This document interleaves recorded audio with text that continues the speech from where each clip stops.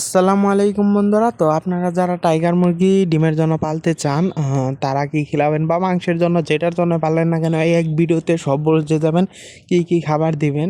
তো 0 থেকে 1 মাস পর্যন্ত ব্রয়লার স্টার্টার দেবেন, এটা ডিমের জন্য হোক মুরগি বা মাংসের জন্য হোক, কারণ মোরগ মুরগি পরে বাছাই করতে হবে।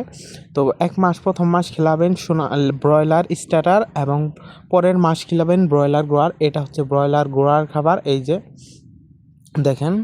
তো এই খাবারটা দেবেন আপনারা দ্বিতীয় মাসে, এবং দ্বিতীয় মাস শেষ হওয়ার পর থেকে তৃতীয় মাস শুরু হলে তো আপনারা প্রথমে 4-5 দিন আপনারা দেবেন হলো broiler starter plus layer one. কারণ যদি হুট করে লেয়ার ওয়ান দেন, খাবারে অভ্যস্ত থাকবে না, তাহলে বাচ্চার একটু ওজন কমে যেতে পারে। এজন্য একদমই হুট করে লেয়ার ওয়ান দেবেন না, কয়েকটা দিন layer one plus broiler starter খেলাবেন।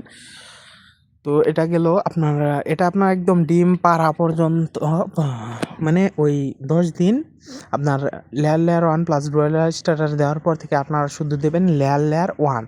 তো আমাদের মুরগির বয়স আলহামদুলিল্লাহ আজকে 45 দিন, মানে 1.5 মাস। তো মুরগিগুলা ওজন দেবো কালকের ওই ভিডিওটা ইনশাল্লাহ চলে আসবে। আমার মুরগিগুলা কতটুকু ওজনের হইলো ওই ভিডিওটা ইনশাল্লাহ আসবে।